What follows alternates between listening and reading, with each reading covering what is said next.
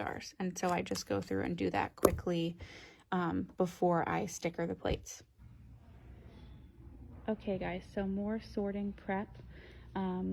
So you want to take these A through Z dividers here and distribute them on the bottoms of the clothing racks.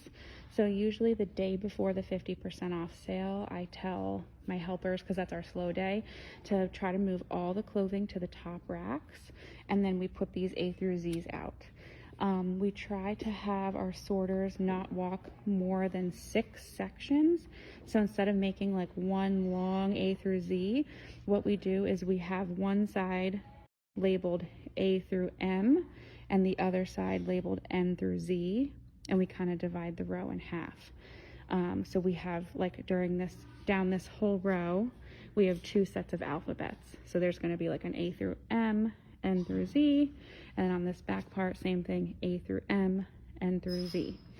At this point, I have my plates labeled, so those labels that I made earlier. And you want to take your total number of consigners, which you know because you did the consigner check-in feature to make these labels, and divide them by the total number of sections that you have to figure out how many plates you can put per section. And then you want to round down, because some of them take more than one spot, so that's what the purpose of the star is for. So mine came to like 2.5 consigners per section, so I'm going to put 3. So in most of these sections I have 3 plates, but then if I come to a star, this person gets 2 spots, so they have 1, 2, 3 spots on this rack. So the other thing that you're going to do if you have any extra helpers and you have time before sorting is you want to clear all of your non-clothing items out of the clothing area and put them where your dump is going to happen. So like we had accessories on the ends here, so they have already taken them all over to where the dump area is going to be.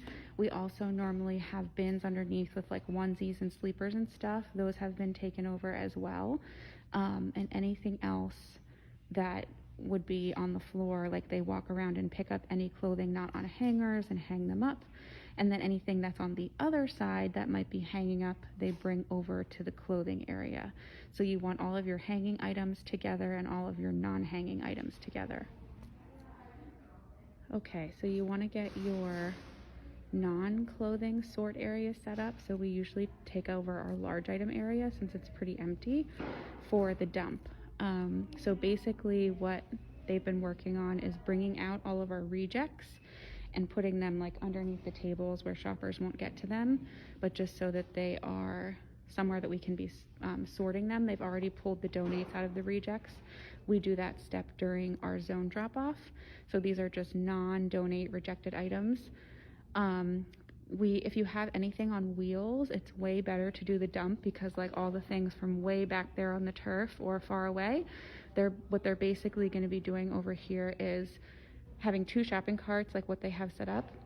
One person will be collecting all of the non-donate items, and then there's going to be a person with the second shopping cart following behind, verifying that the rest of the items are donate and immediately putting them in trash bags. So that's why there's 2 carts, and then we basically do that for the whole rest of this area. So if you have anything on wheels, you want to get those ready. I see they have a trash can ready under that table right over there. And then you want your A through Z's set up. So we used to do this with the IKEA bags hanging from rolling racks with those little S hooks. But when they get full, they're really difficult to remove from the S hooks, and I feel like you can't fit as much. So actually Kathy Hanover gave me this idea. So we label bins, because we have tons of bins anyway, and we put IKEA bags in the bins. So they'll pop open one bag, and underneath there are a few more empty bags flattened. So as this bag gets full, they can remove it and put it in the back there, and then pop open another bag. So this is kind of your setup for the non-clothing area. The other thing that you want to do is, Sarah, are you finished with the high value shoes? Okay, the other thing that you want to do, I was going to show you, I think they might be back here a little bit. If you do Allison's high value shoe system, where you basically leave one shoe out and then put the other shoe behind the registers for high value shoes with the little yellow tags that are like A1, B1, that kind of thing, you definitely want to remember to match them back up before sorting, because it's happened to us where we forgot. And then once all of this is mixed together, it's really difficult to find your high value shoes. So don't forget to do that. Okay, so at this point, sorting has started. So what I've instructed them is basically they are leaving the donates on the top and putting the non-donates on the bottom by consignor letter. If anything has no tag, it's going to be put all the way in the front like that. I also have a few people, if I can show you a picture. So her right there going around with carts with trash cans on top of them, and they're collecting all the donates and bagging them in our trash cans from our registers, so the donates are immediately bagged. So that's what's happening at this step. Over here, my team leaders are doing the dump. So basically, this is the dump happening.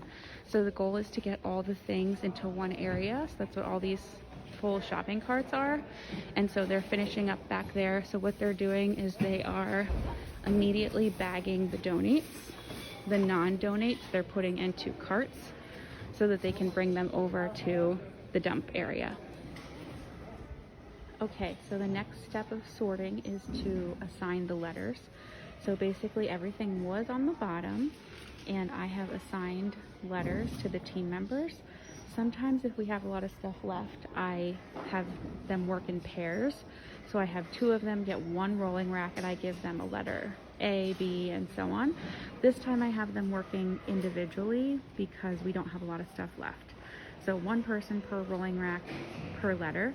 So basically what they're doing is they are going up and down the aisles, like let's say they're A, and they're collecting all the A's, and then they're bringing them to the A plates, which start here, and they're putting them in order by consignor number.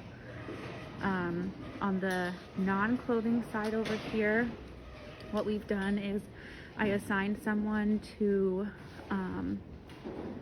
move the lost and found. So this is all lost and found stuff here with no tag.